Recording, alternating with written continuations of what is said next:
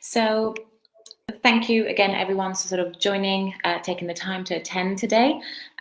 Charlie and I are really excited about this webinar. It's our first one together, so it's quite exciting to do this.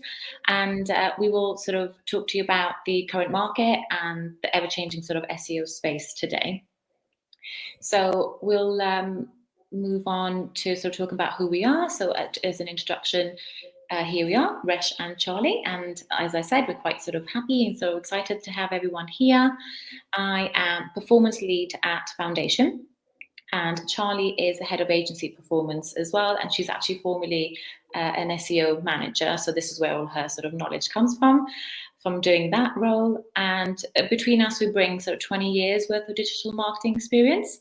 And we're both very passionate about helping beauty brands sort of grow online, and we love all things beauty and wellness as well. So as a quick introduction to, as in why us, for some of you, you're possibly discovering Foundation for the first time today.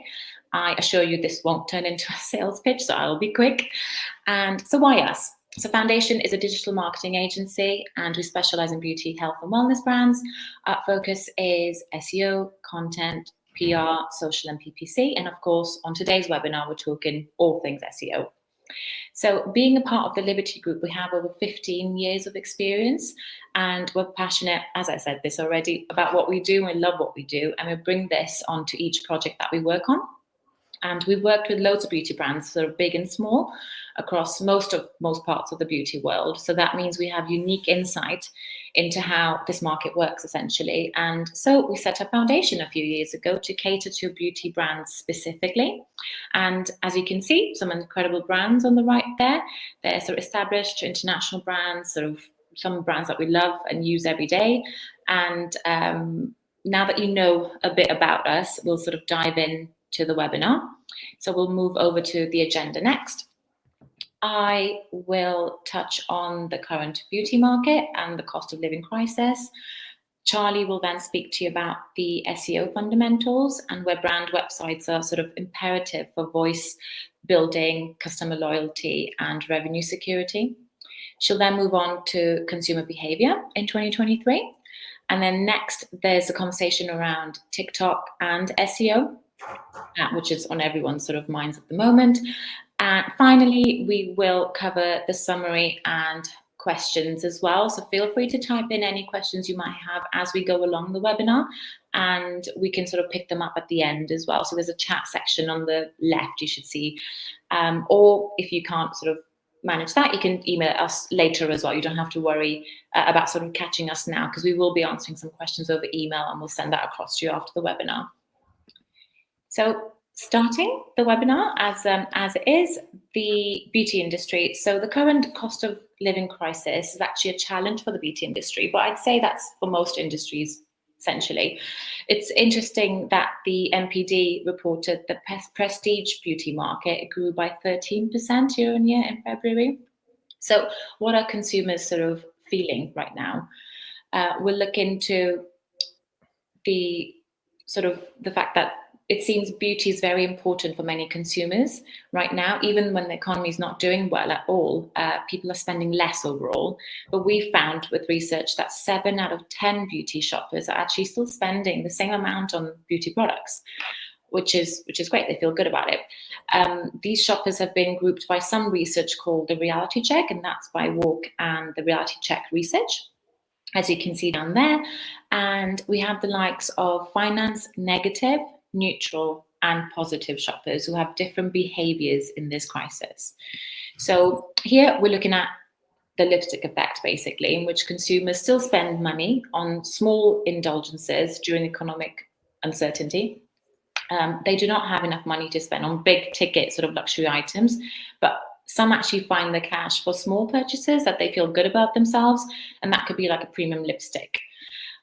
For this reason, companies that benefit from the lipstick effect tend to be resilient even during sort of economic downturns, which is essentially what's happening at the moment.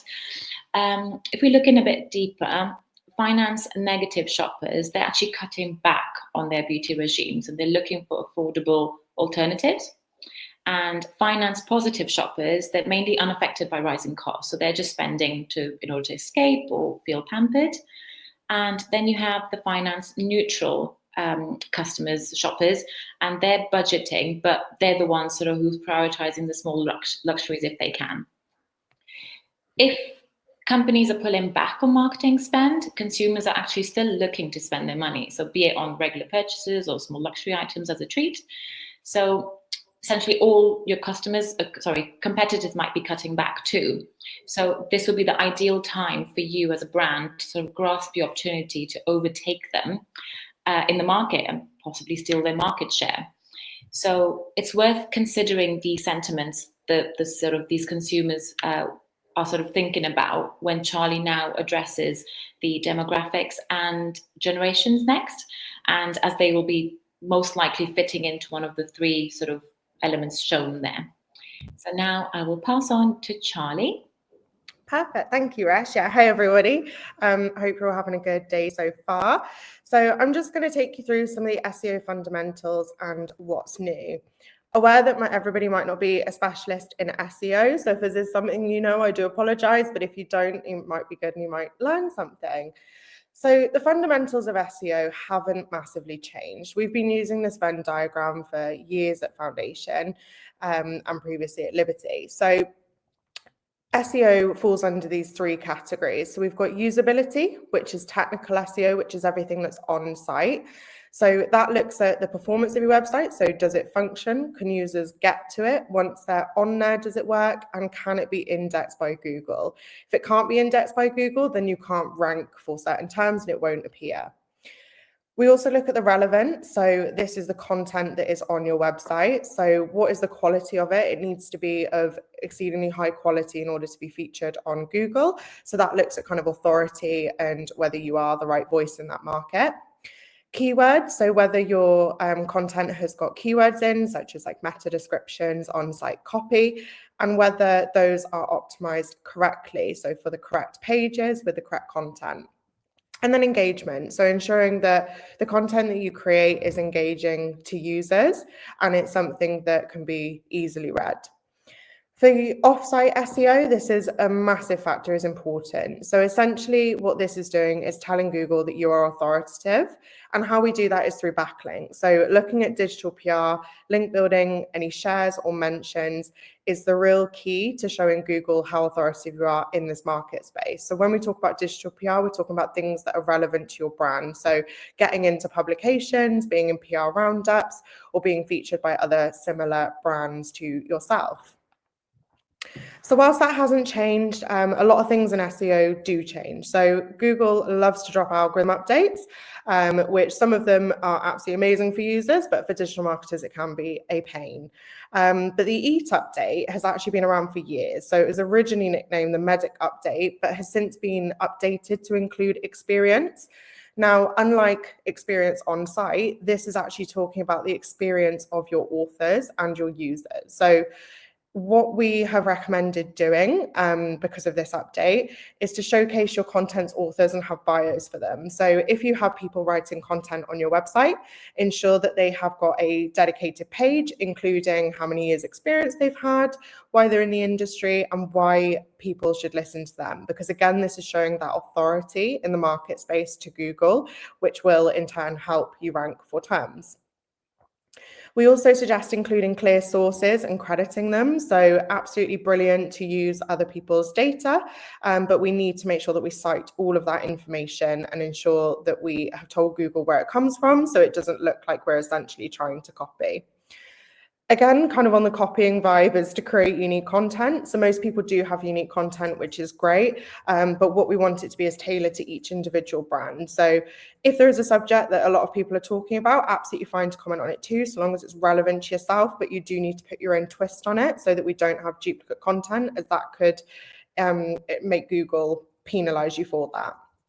Another thing as well is getting good reviews. So not just reviews on individual products, but good reviews for your brand, as again, that's another authoritative way to show Google that, you know, our brand has the experience, we have the expertise, we are authoritative, and we are trustworthy. From a technical perspective, tech is probably one of the largest areas of SEO that does change quite consistently. So accessibility is one of the things that we need to really focus and hammer down on in this quarter, and looking at it from this year as well. So what is accessibility? When we're talking about accessibility, we're talking about the digital needs of people. So at the moment, there are currently 14.6 million disabled people in the UK, with 1 billion people worldwide currently needing assistive technology. So we come into this where we look at the box on the right. If you can read the pink writing, then 10 points to you. If you can't, this highlights how anybody who isn't impaired in vision would struggle with that. And this is one of the largest things we come across as an agency, is the contrast ratio. So this, for somebody who needs assistive technology or has impaired vision, can make shopping and being online very difficult. So it's really up to us as digital marketers and yourselves as brands to ensure that your website is accessible for all, just to ensure that we're not missing out on that market, and also we're giving as good an experience as possible. Another thing that we find is missing alt text. So all images need alt text, which is essentially in the code to tell a user what that image is. This can be edited by yourselves, but it's something that we need to include to ensure that anybody who is using assistive technology can actually see what that product is and what it does. Another element of technical SEO is mobile first indexing. So what is mobile first indexing? Essentially, Google uses a mobile version of your site's content crawled with a smartphone agent for indexing and ranking. So why this is important is, as digital marketers, myself, I use desktop all of the time. But what we need to do is ensure that our mobile performance is better than desktop, essentially, as that's what we're being ranked on from Google. So two of the largest areas that we see is Core Web Vitals. So the Inky list have got absolute great scores here for the Core Web Vitals assessment. Now, Core Web Vitals looks at several metrics, but what it's to do with essentially is page speed. So how fast that page loads, do things move around on the page, and how does it perform? For people today, we want pages to load under 3 seconds as Google guidelines, but obviously for some Gen Z users, that becomes quicker and quicker. What we need to make sure that we do is to focus on these assessments and ensure that we are passing them, as to create a better environment for the user and then hopefully improve on conversion rates. Also, another element to this as well is where they rank on Google on mobile. So a lot of brands we see are looking at their desktop ranks and seeing that, they rank very well on desktop, probably because the mobile performance is slightly poorer and desktop is slightly easier in terms of Core Web Vitals. So it's really important, if you are tracking your brand from a ranking perspective, that you are looking mobile first, because that is what Google is going to be indexing. Another area to this is the demographic first approach. So this definitely isn't going to be new for most people. I know a lot of brands will have a specific demographic that they want to target, but one thing that we're coming across is that consumer behavior changes mean that we must focus on our demographics and what each generation requires from us. So we're really good at understanding what Gen X and millennials require, but one thing that we're looking at is how Gen Z, who like different platforms, they prefer different assets, they are native, they prefer user-generated content, more genuine and more social proof is important to them. So we need to ensure that we know our demographics. So what we do is we use Google Analytics data, so we can see who's engaging with your site, as that might not always relate to who you're targeting. So we need to ensure that it aligns with the brand proposition, the ideal customer, and whether there are any other groups that we can tap into. So just a little walk through here. So we've got the Google Analytics merchandise demo account. So if you head into reports and then into demographics, we can see an overview of what is coming up as the largest age group. This account is free to use, by the way, and absolutely amazing. So if anybody wants a link, then please do let us know, because it's a great way to go in and have a look and to play around with all the different elements of GA4. So GA4 is showing here that 25 to 34 is our largest users by age. So what that is telling us is that we can see that 25 to 34 and then 18 to 24 is our second largest. It's preferable to look over a large period of time if possible, because then you can really see where your largest users are coming from. So based on that, we can see that from 25 to 34, we'd actually be in the Gen Z and millennial range. So when we look at that, if that isn't relating to your current target market, then it might be that, great, you've got more Gen Zs coming to your website, but how do we serve them better? And how do we serve our other users as well? So this brings us nicely on to consumer behaviour in 2023. So as we've kind of highlighted, there's been little changes to SEO, but some core things that we should focus on. And then when we look at consumer behaviour, we've assessed Global Web Index. So we use this a lot at the agency, and it's a global audience research platform which shows marketers what consumers are thinking. So we've based our research on all internet users in the UK, so we haven't segregated by gender. And the audience that we've used and looked at is Gen Z, Millennial, Gen X, who are interested in personal healthcare and beauty/cosmetics. So essentially, when we put these audiences in, we then ask it a load of questions. So looking at the index that we've got, we can see here that all generations are showing more interest in shopping online. This is showing the key importance of SEO, essentially, as brands will need to be visible in a very competitive marketplace. Millennials are far more likely to want to shop online, but as we said, for Gen Z and Gen X, it is still quite high up there. In terms of shopping in store, still a big thing, and it's definitely not going to go away. But it just means that in order to capture both of those markets, if you've got traditional stores and if you've got an online marketplace, then it's important to ensure that we've got our website set up in the best way possible.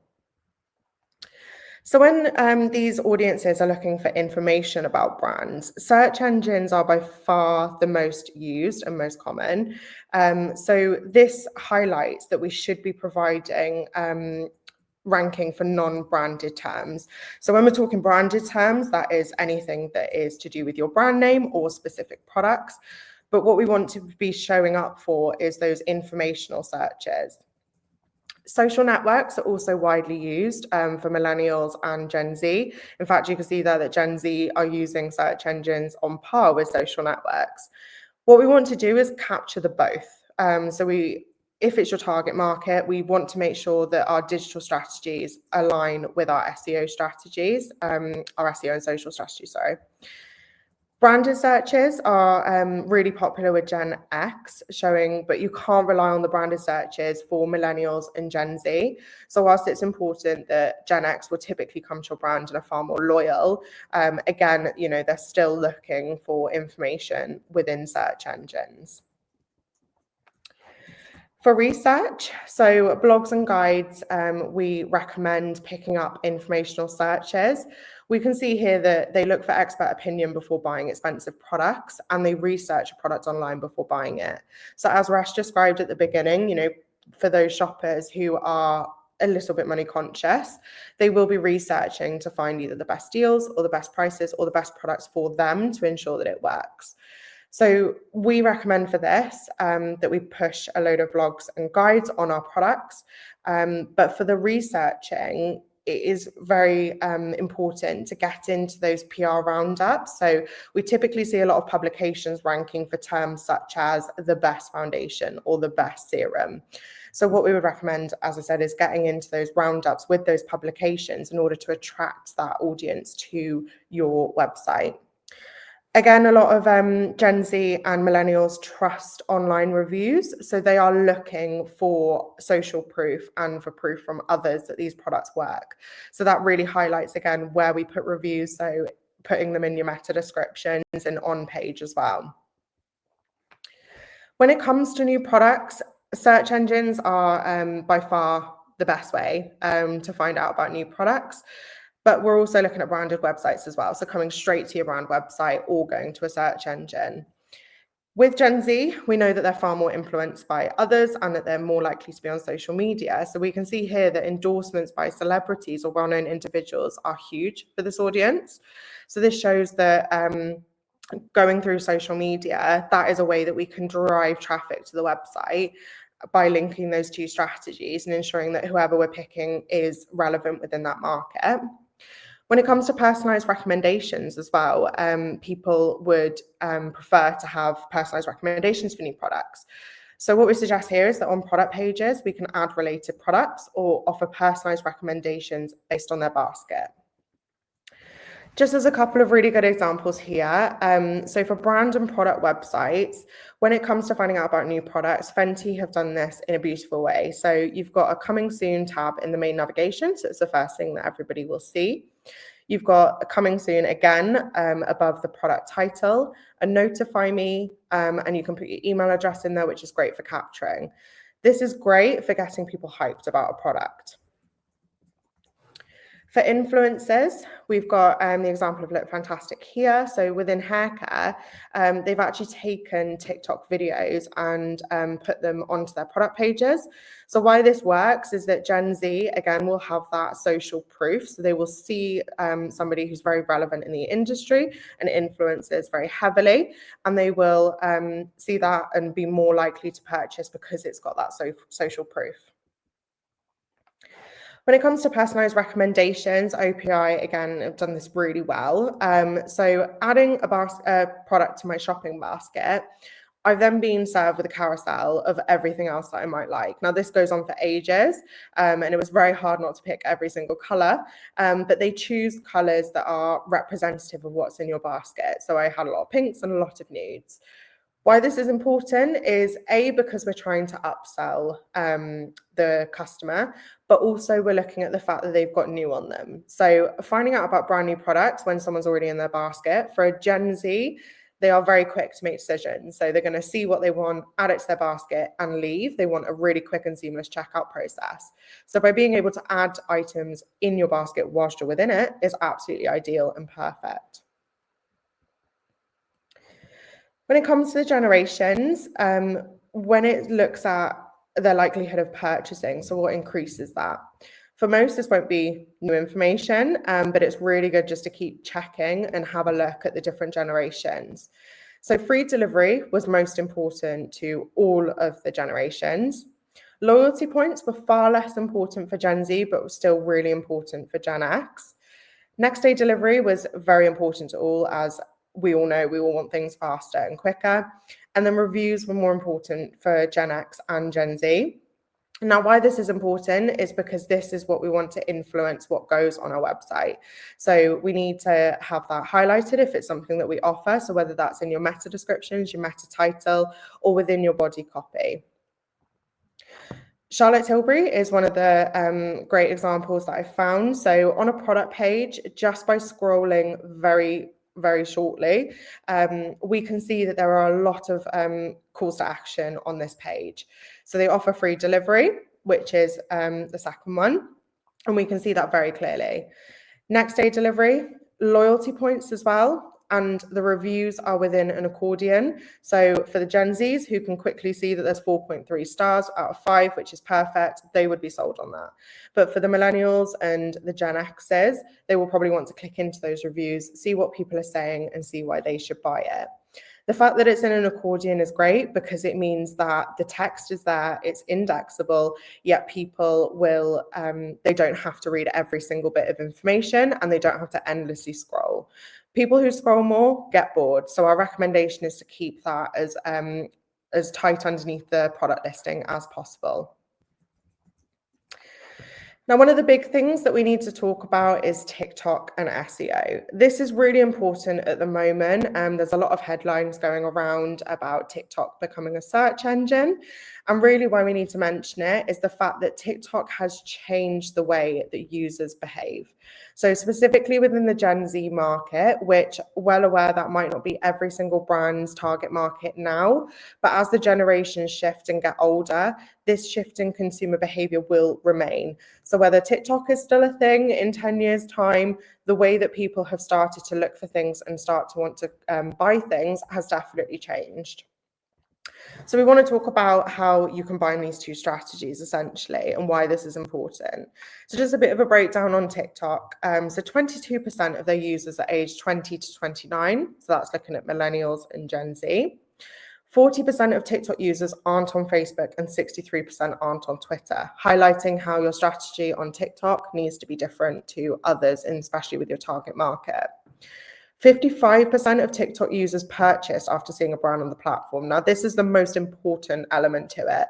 As SEOs, we don't want to fight TikTok, we want to join forces with it. And the fact that their conversion rate is so huge is why we need to ensure that we are delivering a similar experience online, especially for the Gen Z market.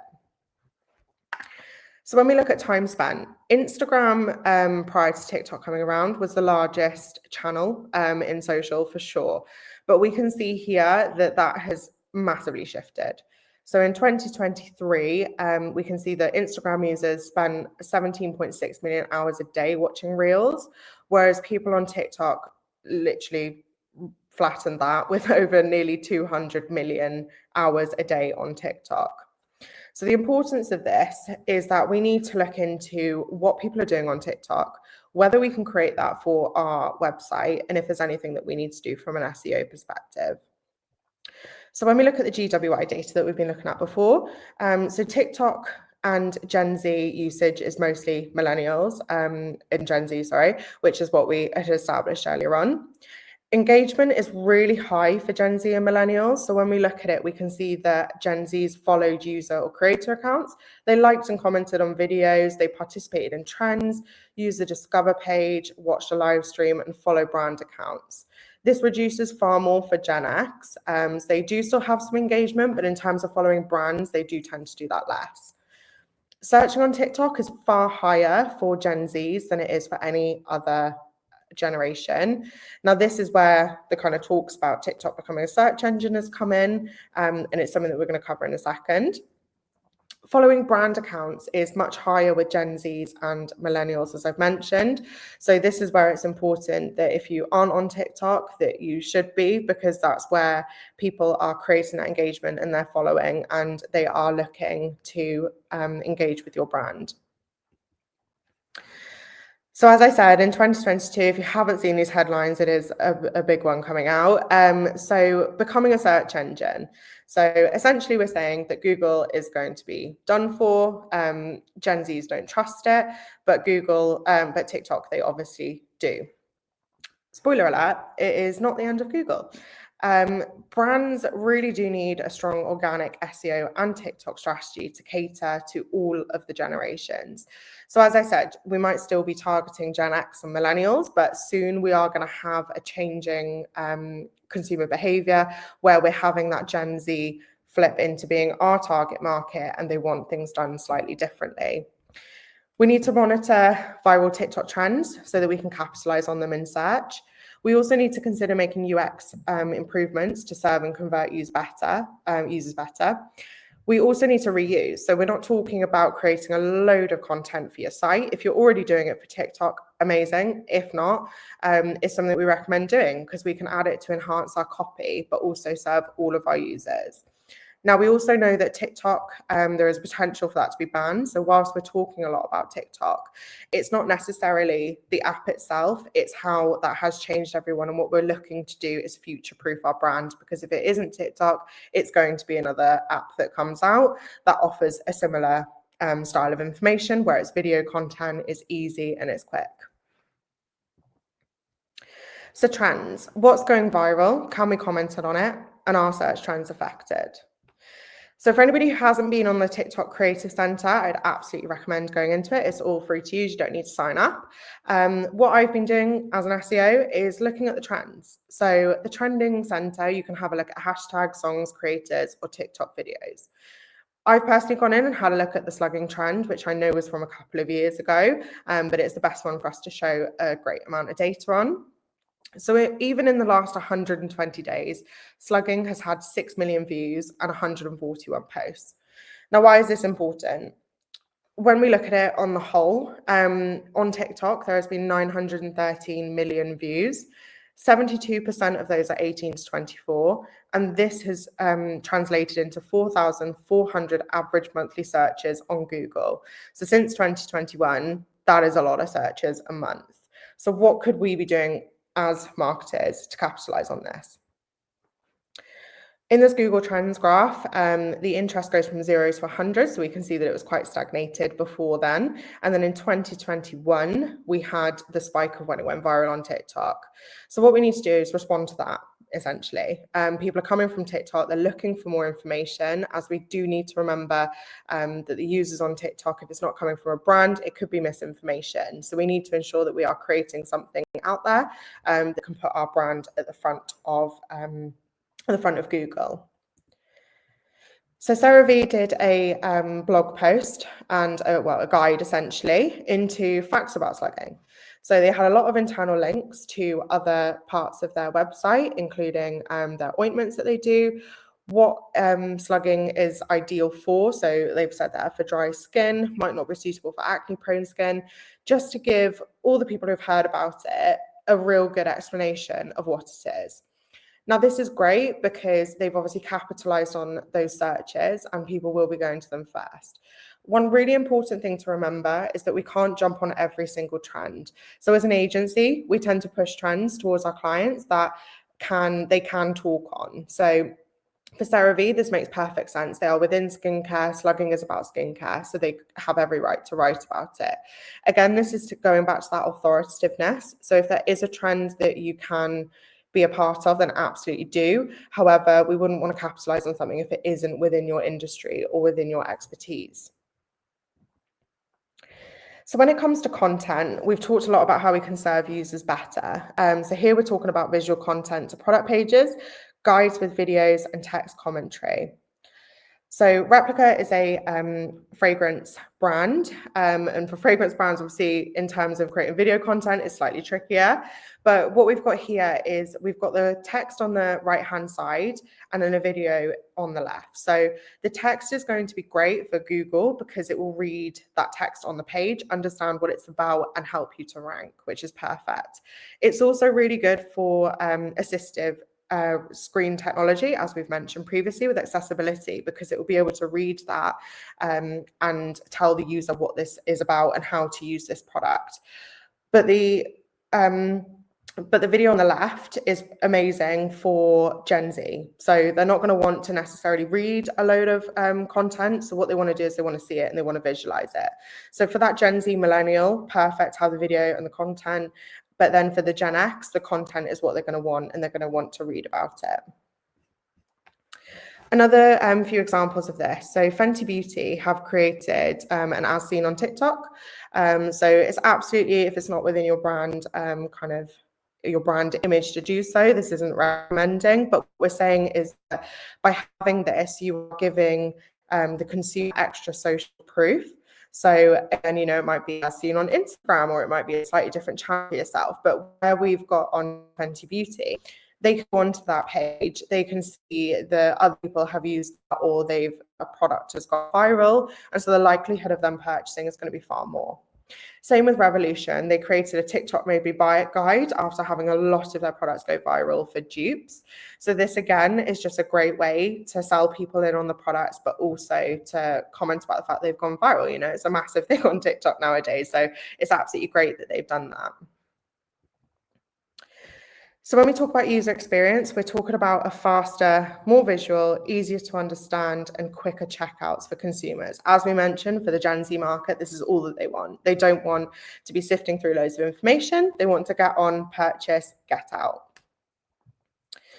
The Inky list is probably one of my favorite examples for this. So they've got the social proof with TikTok, but they've also got video content within their products page, within their product kind of section of the page. On the right-hand side, there is very little information, which is great because it just tells you exactly what it does. We've got information further down, which, as I said, is great for Google and for those with assistive technologies. Again, we see an accordion style where people can drop down where they want to know about the ingredients. Everyone's become far more savvy, so they can read that extra information if they want. There's also a complete your routine section and a knowledge hub, which means that users can either add extra products to their basket, or if they decided that they want to know more information and then might make a decision to purchase. The reviews at the end are great because there's a lot of imagery, and it's very clear to see how many stars people gave it and what they felt about the product. So this really for us is that kind of gold star. for how they are catering to a Gen Z, a millennial, and a Gen X market. So when we talk about user experience and having a great experience, user experience in SEO technically means that the website is fast. So this is the core web vitals we were talking about earlier on. It's accessible and it's easy to use, but there are on-page things that we can do to make this a better experience for those. So we've got the mixture of written word and video content, as mentioned, written word for Google. So by putting elements into your meta descriptions, your body copy, but also having that video content as well for people who don't necessarily want to read a load of information. We've got related products and guide content. So the related products to A, do a little bit of upselling, but B, to also help those demographics find out about new products on your website. And then also guide content. So guide content is great, not just for ranking, as we've seen with CeraV, but guide content also helps users understand your brand, understand your other products that you offer, how to use them, and gives them an overall great experience. With that as well, we're obviously talking about the EAT update. So by having that guide content as such, it will help the EAT update show how authoritative you are within that space. Clear calls to action are really important as well. So we want to make sure that users can see everything and that they aren't essentially bogged down by a load of different texts, don't quite know where to go. So by having like the Inky listed in blocks and with the accordion, it's so simple because they can click on what they want. Exactly the same with Charlotte Tilbury, how they had the clear free delivery and things like that. It just makes it really easy for the user to jump onto the page and to do what they want from there. We're also talking about a seamless checkout as well. So we haven't shown this today, but a seamless checkout for everyone is what is being desired at the moment. So gone are the days where people want to fill out a massive long form. They want to put their credit card information in and all of that. A lot of people now will use Apple Pay and things. So by having that as an option is really beneficial to the people who want to buy and they want to buy quickly. So just for a summary over the kind of core areas that we've spoken about. So the SEO fundamentals. SEO does stay largely the same, but algorithm updates mean that we have to tailor our approach and that we have to prioritize certain things. So EAT and accessibility at the moment, we are suggesting has to be a massive priority for brands, just to make sure that you can function well within the space. Consumer behavior. So we need to understand your demographic so that we can know how best to serve our customers, but also looking at how we could maybe attract more customers and how we future-proof for that Gen Z generation coming up. This will influence our on-site design elements and calls to action. So like I said, we're not expecting the whole website to change, but we do think it's a great thing to future-proof and to have those elements added as soon as you possibly can. TikTok and SEO. So TikTok is not going to be taking over Google. Google is not going anywhere, but it does need to be a part of your digital strategy. So we need to inform our SEO strategy with TikTok, so work very closely with social for the target demographic. We also do need to look at trends and use them to potentially capitalize on them in search, as we definitely want to be the first people out there pushing anything if we can and being the authoritative voices within this space. Thank you, Charlie. That was very sort of informative, and we have some great learnings as well there from you, so thank you very much. And for everyone attending today, we're more than happy to sort of share these slides with you if you want to refer back to them at any point. And if anyone's actually, whoever's attending today, Foundation's really looking forward to sort of offer everyone a free SEO audit. So with a caveat, obviously, that the fact that we can only do sort of a couple of them a month. So we'd like to sort of help you do better at SEO, and we want to prioritize these on a first come first basis. So if you want to understand where you're falling short in rankings potentially and where you stand against competitors, just feel free to sort of get in touch with us. Our email's at the end of the deck here today. And also you've got sort of our email addresses if you need them. I just wanted to say a thank you to everyone for attending and taking the time. It's been really great to have everyone sort of come on today and have sort of listened to us speak. We do have some time for some questions. I'm sure Charlie would like to sort of address a few questions that have been coming through the chat box earlier in the session. So I'll sort of see whether you've got any questions you want to answer, Charlie. And if there's anyone else who hasn't actually posted a question yet, feel free to do so. And Charlie will sort of see whether she can get back to you sort of now. Otherwise, we'll collate everything and we can easily send it over through email as well. So we will get back to you with them. Yeah, perfect. Thank you. Sorry. Do excuse me. I'm just reading through some of them now. So I can see Elizabeth, thank you so much, has been responding to some of these. So in terms of rankings, we do use our own software. So we've got SEO Monitor, which is absolutely perfect, but there are free tools out there in which you can put your website URL in, and it will give you where you rank in Google currently on mobile and in desktop. So it will pull anything that you're currently ranking for. And Elizabeth is completely right. SEMrush is an absolutely amazing one to use. But if you do have any further questions on any that we would recommend, then please do let us know. Perfect. Just having a look through. Video content slowing down. Right, yeah. This is a perfect question, Lauren. Thank you so much for asking this. As an SEO, I'm in two minds. So video content is definitely really, really good. But from an SEO and a Core Web Vitals perspective, obviously we do have concerns about slowing down the website because we don't want to make things slower for users. So when we look at it, obviously a trial basis is great. So having a look at what platform you're on will be slightly different as well. So for those on Shopify, we know that we can add videos quite easily, but it does tend to cause issues. For other websites, we see a lot of people embedding YouTube videos, which tends to kind of reduce the impact of the speed. So essentially it would be on a kind of case-by-case basis in terms of whether that does cause big issues. But again, like I said, we always do trial it and then we'll run it through Core Web Vitals and see how much of an impact that's having.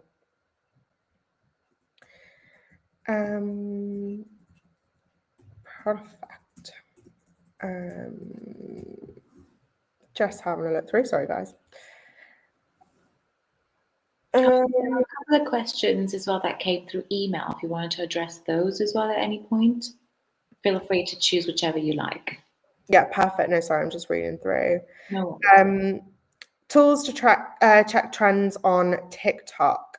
So as I said, there aren't many tools out there at the moment. So using TikTok, the Creator Center, which as I said is free to use for everybody, you don't need to sign in or have an account. That does show the trending hashtags at the moment. And because most people do use hashtags, we are taking that as what the trend is. We are constantly looking out for whether there are any keyword tools essentially that will count how many users as we see in Google. So if we've got 200 monthly searches, but unfortunately that's not available yet. TikTok are quite good at keeping their data under wraps. So they tend to give a big update every couple of years and be like, yes, we now have this many people and they search for this. So a lot of brands I know I've seen in different agencies will highlight just having a look on the search bar. But for us, it's really looking at that trend center within the creative center and seeing what hashtags are popular within the beauty industry. So we can absolutely get a link sent across if needed. But yeah, you can go down by sector, which is amazing. Perfect. No worries, Sarah. Thank you. Biggest missed SEO opportunity your agency observes? That is an excellent question and a very difficult one. I think the biggest thing that we find mostly with brands when they come to us is partly technical. So anyone who's on Shopify can have some issues with page speed. And I think this tends to be ignored because for you at home, if you log on to the website and it goes as fast as you're happy with, then great. But it is a ranking factor. And I think this is what holds a lot of brands back, is that they continue to, don't prioritize it. And then that becomes a big issue. Another thing for us with brands is making sure that the navigation is really clear to allow for a good site structure and distribution. So when we do keyword research and then we look to distribute that, we'll look at the site structure within it. So whilst I know a lot of brands, will want their navigation to look a certain way, us SEOs are doing it so that we can create the most keyword rich content as possible. So we constantly look to add in other sections such as ingredients or shop by concern. So if you're a hair care brand or if you're a skincare brand, what concern that you're trying to treat basically. This, again, like I said, allows us to target a load of different areas that we wouldn't before. And this is where we tend to see bigger opportunities because, as we know, beauty industry is very competitive. So in terms of ranking for those head terms, it's going to be quite difficult. So what we tend to do is go in for the more niche areas first, build up authority there, and then have the kind of head terms as our long strategy. Sorry, that was very long-winded. I'm an SEO, so I just love these sorts of things. I could go on about it for hours, but yeah, those are my two big ones. Just having a look through. Perfect. I think we did have one as well. I don't know if anybody else has seen about ChatGPT. So ChatGPT and the one that's actually in with Google as well. So I think is it Bardo? Can't remember the name now, but the Google one as well is being trialed. So one of the things that we're coming up against is a lot of people coming to us and saying, what about using ChatGPT? Should we be using that to create content on site, and what should we be doing? So our official stance as an agency is that we suggest that you can use it. So make yourself more efficient, do all the little things that you dislike doing, come up with ideas and teach yourself new things. But it's really important to remember that it's only good as your inputs, and you still have to check it and check what its output for you. Know your customers, where they hang out, what their pain points are, and how you solve them. So we're not recommending don't use it, but as with everything, take it with a pinch of salt. So if it makes your life easier, perfect. If it doesn't, and it creates something that you aren't happy with, then please do stick to your own brand, because we know that a lot of people have big tone of voice as well. And then we did have another one quickly, just on local SEO as well. So not something that we've covered today, but equally very, very important. So local SEO, so we were doing this for years for benefit. So we were optimizing the Google My Business listings to ensure that they all rank very highly on Google My Business. So this is massively beneficial for those who are looking to buy makeup. So you've got in-store shoppers and you've got online shoppers. But the in-store shoppers typically spend more. So we would want extra impressions. We would want to be seen for that. So, you know, if we've got 300 stores nationwide, we need to be focusing on our local SEO strategy to ensure that we are coming up first for that, as brand recognition isn't always enough. It's a massive part of SEO.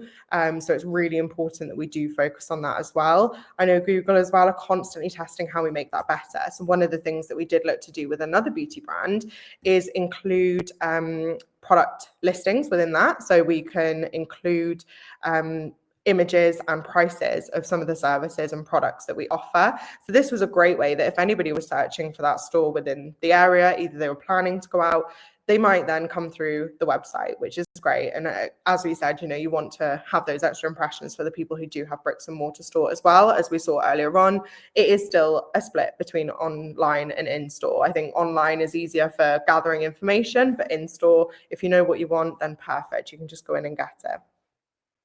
I'm just going to take a quick sip now. Cool. Just having a read through.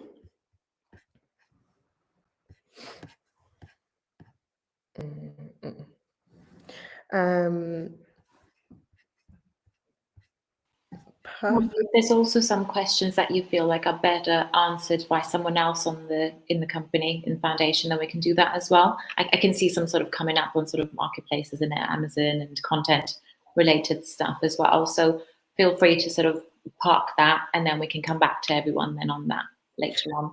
Yeah, we've got absolutely great in-house teams. So whilst I am like showcasing myself on SEO, it's definitely a team effort. And so any questions that we can't answer right now, we will take back to the team and get back to you all. Thank you. Thank you for all the questions, by the way, as well. This is amazing. Yeah, it really is. Perfect. Yeah, I think that's the majority that I can see there.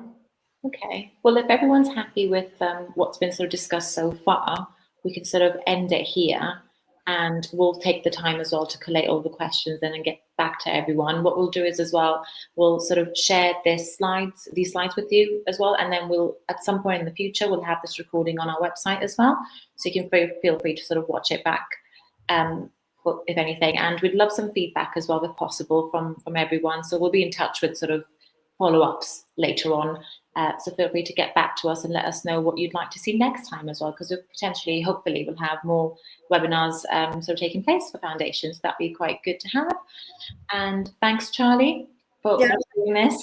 Thank you so much. Thank you, Resh, and thank you everyone for listening to me. It was absolutely a great experience. Yeah, thanks everyone for attending. Hope you have like an amazing morning, amazing day as well. So we'll speak to you guys soon. And if anyone's obviously sort of keen on having an audit done about the sort of your brand as well, so feel free to get in touch. This is our email, info@foundationagency.co.uk, and then we'll get back to you then imminently, basically. But yeah, thank you so much, everyone, and have a lovely day. Thank you.